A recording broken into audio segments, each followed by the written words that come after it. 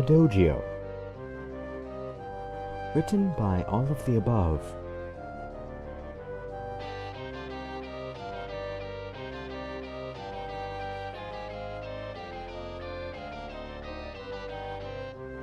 As read by Pink Dracula. With a chapter entitled, "And Then She Was a Dog."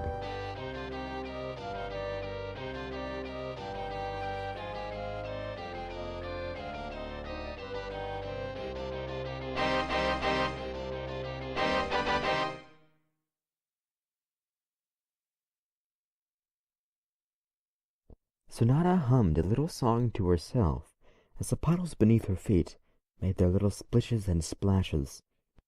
She let her arms sway with her hips as she walked to the rhythm, patting her sides to make a little beat.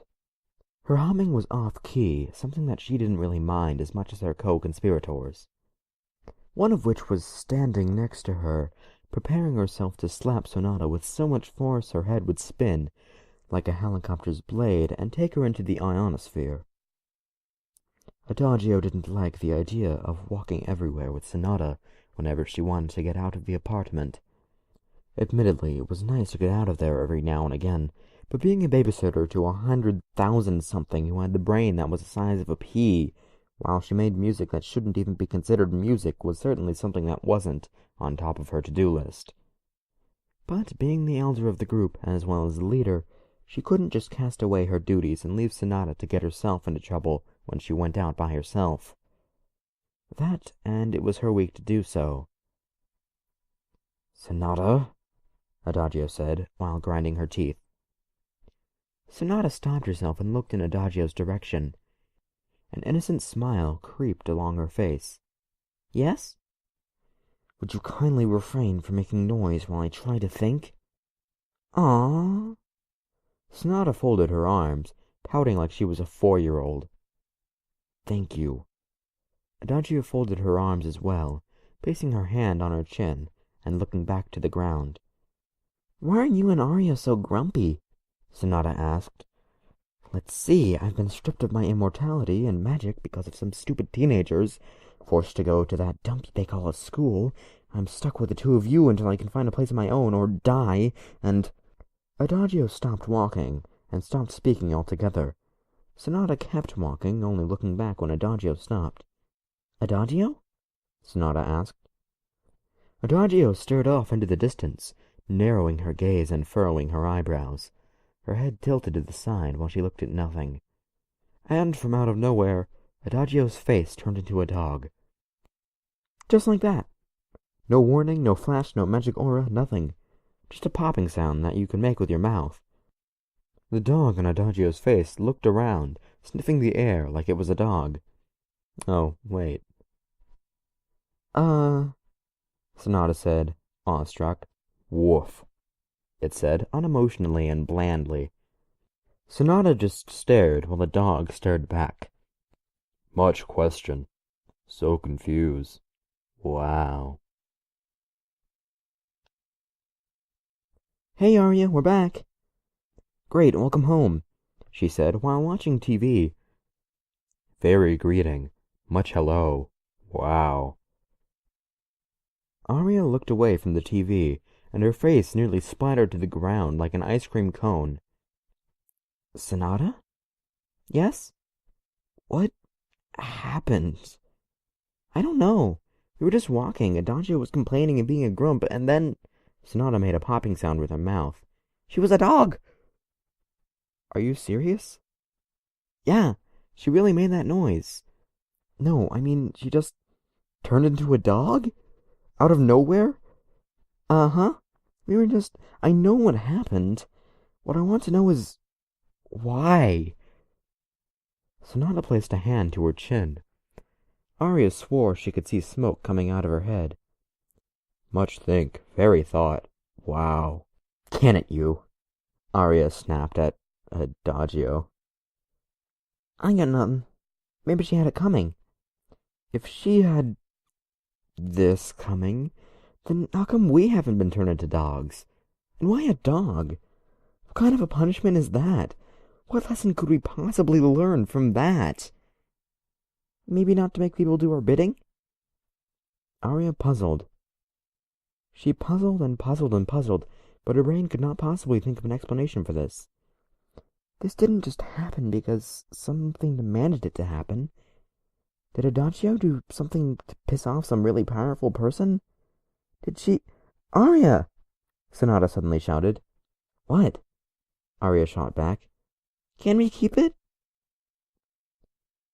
Can you please say something not completely idiotic for once? Sonata pouted. She walked over to the couch and plopped down, folding her arms once again. Much frustration, very anger. Wow. Arya thought some more. Maybe it was Star Twirl or whatever he was called. Maybe he heard about what we did here and didn't feel like punishing us, so he just did this. Aha! Sonata threw her arm up in the air and stood up. She twirled around to look at Arya like she was a ballerina. What now? Arya placed a hand to her forehead and rubbed it gently. Adagio! Sonata triumphantly shouted. Arya stared at Sonata. The world seemed to slow down around her, and she suddenly felt lightheaded. She couldn't muster any kind of word that could have expressed what she was feeling. Even Arya herself didn't know what she was feeling. It was like she was meeting her father while watching him as he rocked back and forth on a rocking horse while eating the peel of a banana. So many questions she had were just answered because Sonata uttered that word like she did it every day. She found herself tearing up. I'm going to take a walk, she said, fruitlessly trying to hide the sobs and laughter that she was conveying. But what are we going to do about Adagio? Wow, very left. Much rude. Wow. She is rude, Adagio. Thank you for noticing. Woof.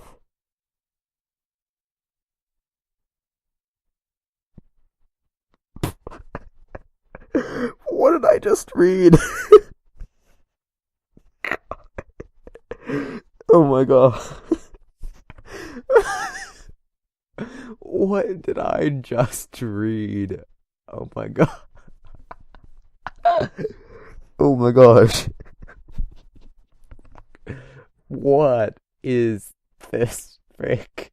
I don't even know. It was amazing and glorious and based on the best pun ever.